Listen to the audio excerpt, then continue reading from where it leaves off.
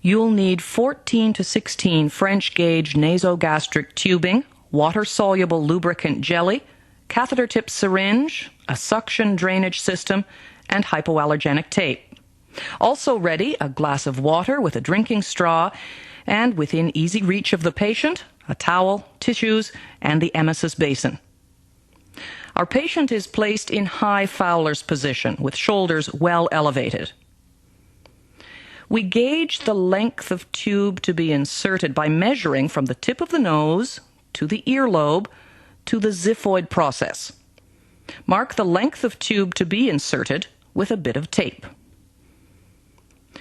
We can create a gentle curve in the pliable tubing by winding 4 to 6 inches of tube tightly around the index finger. Then lubricate the end of the tube to be inserted. 3 or 4 inches should do.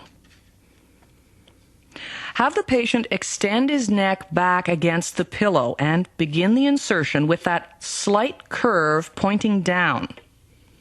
Proceed slowly, guiding the tube along the floor of the nasal passage, aiming down toward the ear until you're just past the nasopharynx.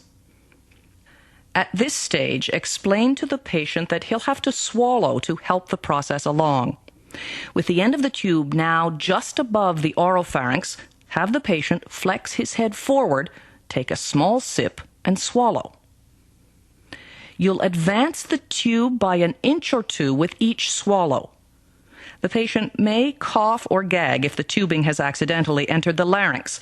You can pause, withdraw slightly, and ease the patient with a sip of water.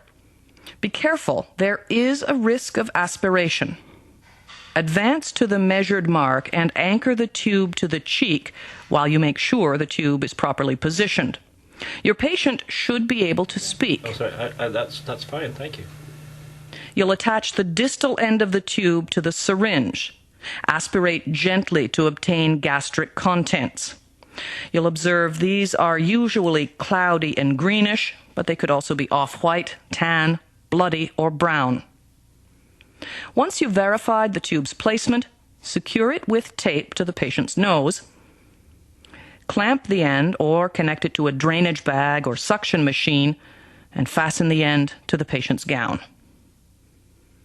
The head of the bed should stay at an elevation of 30 degrees to prevent reflux and to minimize irritation of the posterior pharynx. The patient should find the discomfort eases in a little while.